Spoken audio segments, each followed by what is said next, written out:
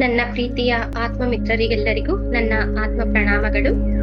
ಆಧ್ಯಾತ್ಮಿಕ ಮಾರ್ಗಕ್ಕೆ ಬಂದಿರುವವರೆಲ್ಲರಿಗೂ, ಆಧ್ಯಾತ್ಮಿಕ ಮಾರ್ಗದಲ್ಲಿ ವಿಕಸಿಸುತ್ತಿರುವ ಎಲ್ಲರಿಗೂ ನನ್ನ ಹೃದಯಪೂರ್ವಕ ಆತ್ಮ ನಮಸ್ಕಾರಗಳು.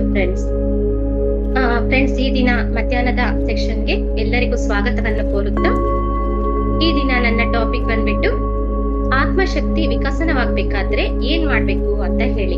ಅಂದ್ರೆ ನಮ್ಮ ಆತ್ಮಶಕ್ತಿ ಇನ್ನು ಮುಂದೆ ಉದ್ಧಾರ ಆಗ್ಬೇಕು, ಉನ್ನತ ಲೋಕಕ್ಕೆ ಹೋಗ್ಬೇಕು ಅಂತ ಹೇಳಿದ್ರೆ ನಾವ್ ಏನ್ ಮಾಡ್ಬೇಕಾಗತ್ತೆ ಅಂತ ಹೇಳಿ. ಅದ್ರ ಅರ್ಥನೇ ಪುನರ್ವಿಕಾಸ ಅಂತ ಹೇಳಿ. ಅಂದ್ರೆ ಇವಾಗ ನಾವು ವಿಕಾಸ ಬೇರೆ, ಪುನರ್ವಿಕಾಸ ಬೇರೆ, ಅದು ನಾವ್ ಅರ್ಥ ಮಾಡ್ಕೋಬೇಕಾಗತ್ತೆ. ವಿಕಾಸ ಅಂದ್ರೆ ನಾವು ಆಲ್ರೆಡಿ ವಿಕಾಸದಲ್ಲೇ ಇದೀವಿ, ವಿಕಸಿಸಿದೀವಿ ನಾವು. ಆದ್ರೆ ನಾವು ಪುನರ್ವಿಕಾಸ ಆಗ್ಬೇಕು ಅಂತ ಹೇಳಿ. ಹೀಗೆ ಒಂದ್ ದಿವಸ ಕ್ಲಾಸ್ ಅಲ್ಲಿ ಪತ್ರಿಜಿ ಅವರು ಬಂದ್ಬಿಟ್ಟು ಒಬ್ರು ಹೇಳ್ತಾರೆ, ಸರ್, ಇರುವ ಸ್ಥಿತಿಗಿಂತ ಉನ್ನತಗೊಳ್ಳೋದು ಹೇಗೆ ಅಂತ ಹೇಳಿ. ಅದಕ್ಕೆ ಪತ್ರಿಜಿ ಸರ್ ಹೇಳ್ತಾರೆ, ನೀನು ಉನ್ನತ ಸ್ಥಿತಿಯಲ್ಲೇ ಇದೀಯಾ, ಇದು ಸತ್ಯ.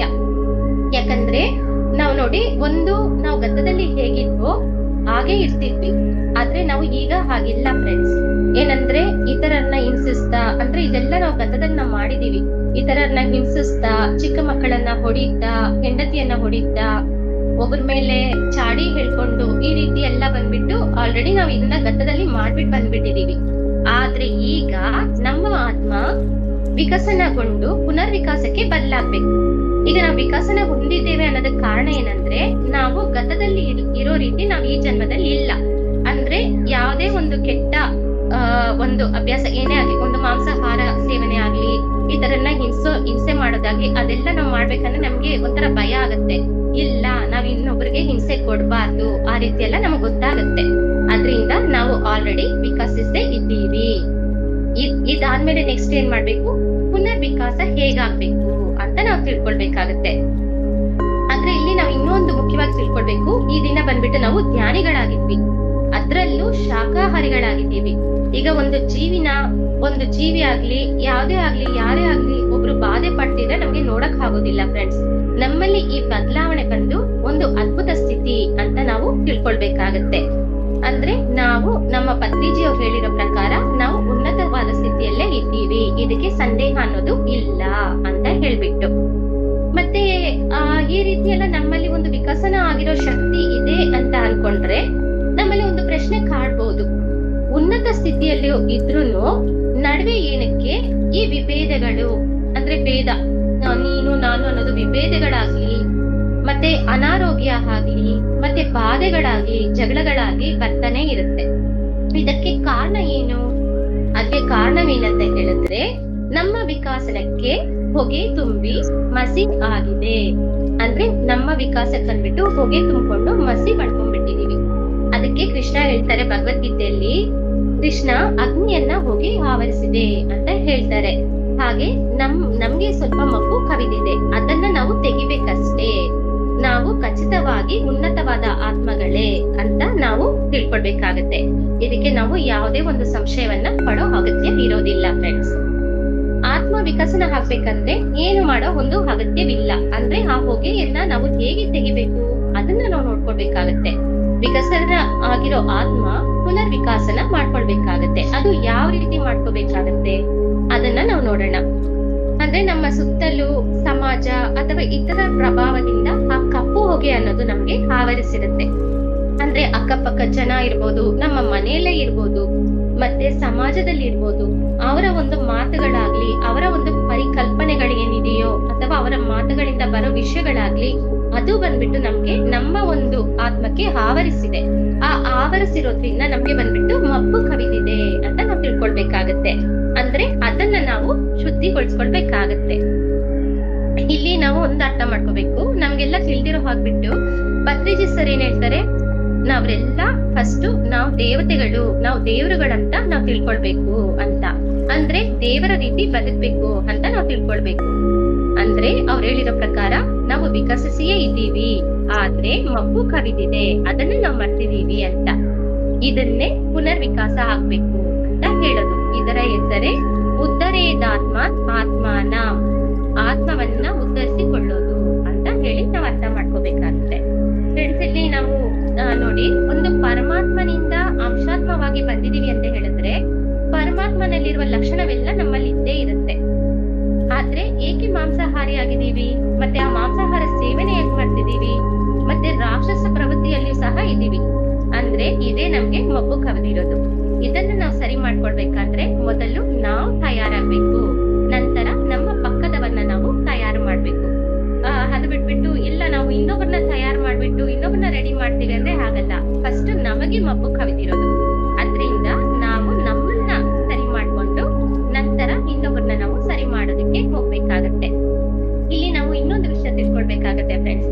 ಪುರಾಣಗಳೆಲ್ಲ ನೋಡಿದ್ರೆ ಈ ದೇವತೆಗಳಿಗೆ ಜಗಳ ಇಲ್ಲ ಭಿನ್ನಾಭಿಪ್ರಾಯ ಏನಾದ್ರು ಬಂದ್ರೆ ಅವರು ಭೂಮಿಗೆ ಇಳಿದು ಬರ್ತಿದ್ರಂತೆ. ಯಾಕಂದ್ರೆ ಇಲ್ಲಿ ಜನ್ಮ ಎತ್ತಿ ಬಂದು ಇಲ್ಲಿ ಒಂದು ಕ್ಲಾಸ್ ನ ಅಂದ್ರೆ ಅವರ ಒಂದು ಜಗಳಕ್ಕೆ ಕಾರಣ ಏನು ಅನ್ನೋದ ಇಲ್ಲಿ ಒಂದು ಕಲಿಕೆನ ಕಲ್ಕೊಂಡು ಹೋಗ್ತಿದ್ರಂತೆ. ಅದಕ್ಕೆ ಹೇಳ್ತಾರೆ ಭೂಮಿ ಒಂದು ಸ್ಕೂಲ್ ಅಂತ ಹೇಳ್ತಾರೆ, ಅಂದ್ರೆ ಒಂದು ಟ್ರೈನಿಂಗ್ ಸ್ಕೂಲ್ ಅಂತ.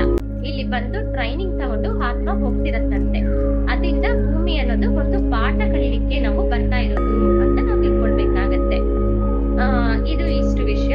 ಇದು ವಿಕಾಸನ ಅಂದ್ರೆ ಏನು, ಕರುಣೆ ಅಂತ ಹೇಳಿ. ಅಂದ್ರೆ ಇದಕ್ಕೊಂದು ಎಕ್ಸಾಂಪಲ್ ಕೊಟ್ಟಿದ್ದಾರೆ. ನಾವು ಆಲ್ರೆಡಿ ವಿಕಸನ ಹೊಂದಿದೀವಿ ಅನ್ನೋದಕ್ಕೆ, ಅಂದ್ರೆ ನಮ್ಮಲ್ಲಿ ಕರುಣೆ ಇದೆ ಅಂತ ಹೇಳೋದಕ್ಕೆ ಒಂದು ಎಕ್ಸಾಂಪಲ್ ಫ್ರೆಂಡ್ಸ್. ಈಗ ಒಬ್ಬ ಕಟುಕ ಅವನೇನ್ ಮಾಡ್ತಾನೆ, ಒಂದು ಪ್ರಾಣಿನ ಕಟ್ ಮಾಡ್ಬೇಕಾದ್ರೆ, ಕತ್ತು ಕುಯ್ಬೇಕಂತ ಹೇಳಿದ್ರೆ ಅವನ್ಗೆ ಒಂಥರ ನೋವು ಆಗತ್ತಂತೆ. ಅಂದ್ರೆ ಒಂದು ಕತ್ತು ಕುಯ್ಬೇಕಾದ್ರೆ ಒಂದು ಪಕ್ಕದಲ್ಲಿ ನೋಡ್ತಾನಂತೆ, ಅದು ಬಿಟ್ಟು ಡೈರೆಕ್ಟ್ ಆಗಿ ಆ ಪ್ರಾಣಿನ ಕಟ್ ಮಾಡ್ಬೇಕಾದ್ರೆ ಅದು ನೋಡೋದಿಲ್ಲ ಅಂತ ಹೇಳ್ತಿದ್ದಾರೆ. ಆದ್ರೆ ಅವನಲ್ಲಿ ವಿಕಾಸನ ಅಂದ್ರೆ ಕರುಣೆ ಅನ್ನೋದು ಇದೆ. ಆದ್ರೆ ಅದನ್ನೇ ನಾವು ಕೇಕ್ ಏನಾದ್ರು ಕಟ್ ಮಾಡ್ಬೇಕಂದ್ರೆ ಎಷ್ಟು ಖುಷಿಯಾಗಿ ಅದನ್ನ ನೋಡಕ್ ಕಟ್ ಮಾಡ್ತೀವಿ ಅಲ್ವಾ. ಅದಕ್ಕೋಸ್ಕರ ಈಗ ನಾವು ಮನುಷ್ಯರೆಲ್ಲರೂ ಆ ವಿಕಸನ ಸ್ಥಿತಿಯಲ್ಲೇ ಇದ್ದೀವಿ. ಕರುಣೆ ಅನ್ನೋದು ಮನುಷ್ಯನಲ್ಲಿ ಇದೆ. ಆದ್ರೆ ನಾವು ಪುನರ್ವಿಕಾಸ ಆಗ್ಬೇಕು. ಆ ಮಬ್ಬು ಹೇಗ್ ಕಬ್ಬಿದೆಯೋ, ಆ ಕೆಂಡಕ್ಕೆ ಬೂದಿ ಹೇಗ್ ಮೆತ್ಕೊಂಡಿದೆಯೋ, ಆ ಕೆಂಡನ ನಾವು ತಯಾರು ಮಾಡ್ಬೇಕಂದ್ರೆ ಆ ಮಬ್ಬು ಅನ್ನೋದನ್ನ ನಾವು ತೆಗಿಬೇಕಾಗತ್ತೆ ಫ್ರೆಂಡ್ಸ್. ಅದನ್ನೇ ನಾವು ಪುನರ್ವಿಕಾಸಕ್ಕೆ ತೆರಳೋದು ಅಂತ ಹೇಳೋದು. ಈಗ ನಾವು ಒಂದು ವಿಷಯ ತಿಳ್ಕೊಳ್ಬೇಕಾಗತ್ತೆ, ಅಂದ್ರೆ ನಮ್ಮಲ್ಲಿ ಎಷ್ಟು ಶಕ್ತಿ ಇದೆ, ಎಷ್ಟು ಜ್ಞಾನ ಇದೆ, ಎಷ್ಟು ಬುದ್ಧಿವಂತಿಕೆ ಇದೆ ಅಂತ ನಾವು ತಿಳ್ಕೊಳ್ಬೇಕಾಗತ್ತೆ ಫ್ರೆಂಡ್ಸ್. ಇಲ್ಲಿ ನೋಡಿ, ನಾವು ಎಷ್ಟು ಕರೆಕ್ಟ್ ದಾರಿಯಲ್ಲಿ ಬಂದಿದೀವಿ, ನಾವು ಭೂಮಿಯಲ್ಲಿ ಒಂದು ಜನನ ಪಡೆದಿರೋದಕ್ಕೆ ಕಾರಣ ಏನು ಅನ್ನೋದಕ್ಕೆ, ನಾವ್ ಎಷ್ಟು ಸರಿಯಾಗಿ ಬಂದಿದೀವಿ ಅನ್ನೋದಕ್ಕೆ ಒಂದು ಎಕ್ಸಾಂಪಲ್ ಇಲ್ಲಿ ಹೇಳಿದ್ದಾರೆ ಸರ್. ತಂದೆಯಿಂದ 30 ಕೋಟಿ ಶುಕ್ರಗಣ ತಾಯಿ ಗರ್ಭನ ಸೇರುತ್ತಂತೆ. ಅದರಲ್ಲಿ ಒಂದು ಮಾತ್ರ ಜನ್ಮ ಪಡೆಯೋದಕ್ಕೆ ಚಾನ್ಸ್ ಇರೋದು. ಆ ಗರ್ಭದಲ್ಲಿ ಆ ಒಂದು ಮಾತ್ರ ಜನ್ಮ ತಗೊಂಡು ಬರುತ್ತೆ ಅಂತ ಹೇಳಿದ್ರೆ ಅದು ಎಷ್ಟು ಶಕ್ತಿಶಾಲಿ ಆಗಿರೋ ಒಂದು ಆತ್ಮ ಆಗಿರುತ್ತೆ ಅಲ್ವಾ ಫ್ರೆಂಡ್ಸ್. ಅದರಿಂದ ಸೃಷ್ಟಿ ಅದ್ಭುತವೇನಂದ್ರೆ ನೋಡಿ, ಹೊರಟದ್ದು 30 ಕೋಟಿ ಶುಕ್ರಗಣ. ಆ ಶುಕ್ರಗಣ ಹೊರಡ್ಬೇಕಾದ್ರೆ ಅದನ್ನ ಹೊರಡುವ ಗೇಟ್ ಅಂದ್ರೆ ತಂದೆಯಿಂದ ಏನ್ ಬರ್ತೋ ವೀರ್ಯ, ಅದು ಹೊರಡ್ಬೇಕಾದ್ರೆ ತಾಯಿ ಒಂದು ಅಂಡಾಶಯನ ಸೇರ್ಬೇಕಂದ್ರೆ ಅದು ಹೊರಡೋ ಗೇಟ್ ಅಂತಾನೆ ಹೇಳ್ಬೋದು. ಅದು ಹೊರಗ್ ಗೇಟ್ ಹೋಗೋದಕ್ ಮುಂಚೆನೆ ಅದು ಓಪನ್ ಅಂಡ್ ಕ್ಲೋಸ್ ಅಲ್ಲಿ ಇರುತ್ತಂತೆ. ಅದನ್ನ ಒಂದು ಸರ್ವಿಸ್ ಗೇಟ್ ಅಂತಾನು ಸಹ ಹೇಳ್ತಾರೆ. ತಾಯಿಯ ಗರ್ಭದಲ್ಲಿ ಅಂಡಾಶಯ ರಿಲೀಸ್ ಆಗ್ಬೇಕಾದ್ರೆ ಆ ಗೇಟ್ ಓಪನ್ ಆಗಿರುತ್ತೆ. ಆ ಗೇಟ್ ಓಪನ್ ಆಗೋ ಮುಂಚೆ ಯಾವ ಶುಕ್ರಗಣ ಎಷ್ಟು ಶುಕ್ರಗಣಗಳು ಹೋಗಿರುತ್ತೋ ಅದೆಲ್ಲ ಅಲ್ಲಿ ಸತ್ತೋಗುತ್ತೆ. ಲೇಟ್ ಆದ್ರೂ ಓಪನ್ ಆಗಿ ಅದು ಕ್ಲೋಸ್ ಆದ್ಮೇಲೂ ಹೋಗೋ ಶುಕ್ರಗಣ ಎಲ್ಲಾನು ಅಲ್ಲಿ ಸತ್ತೋಗುತ್ತೆ. ಅಂದ್ರೆ ಇದು ಒಂದು ಒನ್ ವೇ ಜರ್ನಿ ಅಂತಾನೆ ನಾವು ತಿಳ್ಕೊಳ್ಬಹುದು. ಆ ಗೇಟ್ ಬಳಿ ಬಂದ್ಬಿಟ್ಟು ಸುಮಾರು 20 ಕೋಟಿ ಶುಕ್ರಗಣ ಸತ್ತೋಗುತ್ತಂತೆ.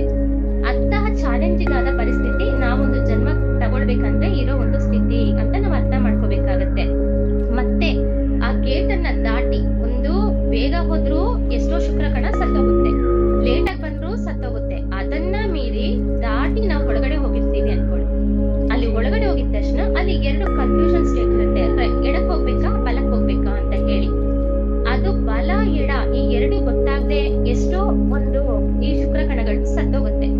ಇದು ನಾವು ಇಂಟೆಲಿಜೆಂಟ್ ಅಂತಾನೆ ಹೇಳ್ಬೋದು. ಆ ರೀತಿಯಲ್ಲಿ ತಪ್ಪು ದಾರಿಯನ್ನ ಹಿಡ್ಕೊಂಡಿರೋ ಶುಕ್ರಕಣಗಳೆಲ್ಲ ಅಲ್ಲೂ ಸತ್ತೋಗುತ್ತೆ. ಅದನ್ನ ಮೀರಿ ನಾವು ಹುಟ್ಟಿದೀವಿ ಅಂದ್ರೆ ನಮ್ಮ ಒಂದು ಮಾರ್ಗ ಸರಿಯಾದ ದಾರಿ ಅಂತ ನಾವು ಆಯ್ಕೆ ಮಾಡ್ಕೊಂಡು ಬಂದಿದೀವಿ ಅಂತ ನಾವು ಅರ್ಥ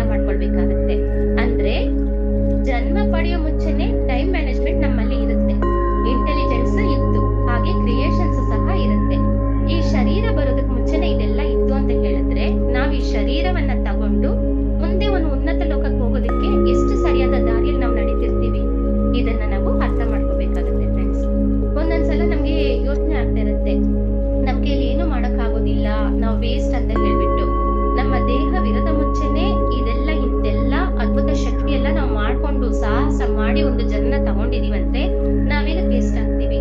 ನಾವ್ ಏನೋ ಒಂದು ಕಲೀಲಿಕ್ಕೆ ಬಂದಿರ್ತೀವಿ. ಅದನ್ನ ನಾವು ತಿಳ್ಕೊಳ್ಬೇಕಾಗತ್ತೆ.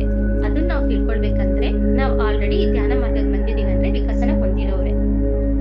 ಯಾವ ಕಾರಣಕ್ಕೆ ನಾವು ಬಂದಿದ್ದೀವಿ ಧ್ಯಾನಕ್ಕೆ ಅನ್ನೋದನ್ನ ನಾವು ಪುನರ್ ವಿಕಾಸ ಆಗ್ಬೇಕು ಅಂತ ನಾವು ಅರ್ಥ ಮಾಡ್ಕೋಬೇಕಾಗತ್ತೆ. ಇಲ್ಲಿ ಅದಕ್ಕಿಂತ ಮೇಲೆ ಇನ್ನೊಂದು ವಿಷಯ ಫ್ರೆಂಡ್ಸ್, ತಾಯಿ ಆ ಚಿಕ್ಕ ಗರ್ಭದಲ್ಲಿ, ಆ ಚಿಕ್ಕ ಜಾಗದಲ್ಲಿ, ತಾಯಿಯ ಗರ್ಭದಲ್ಲಿ ಆ ಮಗು ಬೆಳೆದು ಹೊರಗ್ ಬರೋದಕ್ಕೆ ಎಷ್ಟೆಲ್ಲಾ ಕಷ್ಟ ಪಡುತ್ತೆ ಅಂದ್ರೆ, ಒಮ್ಮೆ ಎಲ್ಲಾನ ರೀಕಲೆಕ್ಟ್ ಮಾಡ್ಕೊಂಡ್ರೆ ಅಂತರ್ಗತ ಶಕ್ತಿ ಎಲ್ಲಿಂದಲೂ ಬರೋದಿಲ್ಲ, ಯಾರು ನೀಡೋದಿಲ್ಲ ಫ್ರೆಂಡ್ಸ್. ಅದು ಇರುವುದನ್ನ ನಮ್ಗೆ ತಿಳಿಸ್ತಿರ್ತಾರೆ. ಅಂದ್ರೆ ನಮ್ಮ ಶಕ್ತಿ ನಮ್ಮಲ್ಲೇ ಇರುತ್ತೆ. ಇದಕ್ಕೆ ಒಂದು ಚಿಕ್ಕ ಎಕ್ಸಾಂಪಲ್ ಅಂತ ಹೇಳಿದ್ರೆ, ಆಂಜನೇಯ ಸ್ವಾಮಿ ಬಂದ್ಬಿಟ್ಟು ಆ ಸಮುದ್ರನ ದಾಟ್ಬೇಕಾಗತ್ತಲ್ವಾ, ಸೀತಾದೇವಿನ ಕರ್ಕೊಂಡ್ ಬರೋದಕ್ಕೆ. ಅವಾಗ ಅವರು ಆ ಸಮುದ್ರ ನೋಡ್ಬಿಟ್ಟು, ಅಪ್ಪ ಇಷ್ಟು ದೊಡ್ಡ ಸಮುದ್ರ ನಾನು ಹೆಂಗ್ ದಾಟ್ಲಿ ಅಂತ ಹೇಳ್ಕೊತಾರೆ. ಅವಾಗ ಅಲ್ಲಿರೋರೆಲ್ಲ ಬಂದು ಹೇಳ್ತಾರೆ, ನಿನ್ ಕೈಲಿ ಆ ಶಕ್ತಿ ಇದೆ, ನೀನ್ ದಾಟ್ತೀಯಾ ಅಂತ ಹೇಳ್ಬಿಟ್ಟು. ಆ ರೀತಿ ಎಲ್ಲಾ ರೀತಿಯ ಶಕ್ತಿಯು ನಮ್ಮಲ್ಲಿ ಅಡಗಿರುತ್ತೆ.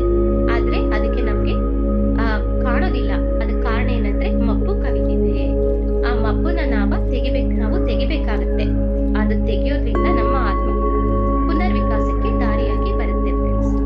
ಈ ಒಂದು ಪುನರ್ವಿಕಾಸ ನಾವು ಮಾಡ್ಕೊಳ್ಬೇಕು ಅಂತ ಹೇಳಿದ್ರೆ, ಅಂದ್ರೆ ನಾವು ಈಗ ವಿಕಾಸದಿಂದ ಪುನರ್ವಿಕಾಸಕ್ಕೆ ಹೋಗ್ಬೇಕು ಅಂತ ಹೇಳಿದ್ರೆ ಒಂದು 8 ಪಾಯಿಂಟ್ ನಾವು ನೋಟ್ ಮಾಡ್ಕೊಳ್ಬೇಕಾಗತ್ತೆ. ಆ 8 ಪಾಯಿಂಟ್ ಏನೇನು ಅಂತ ಹೇಳಿದ್ರೆ ಅದನ್ನ ನೆಕ್ಸ್ಟ್ ಕ್ಲಾಸ್ ಅಲ್ಲಿ ನಾವು ತಗೊಳ್ಳೋಣ. ಪುನರ್ವಿಕಾಸಕ್ಕೆ ಯಾವ ರೀತಿ ನಾವು ಮುಂದೆ ಹೆಜ್ಜೆ ಇಡ್ಬೇಕಾಗುತ್ತೆ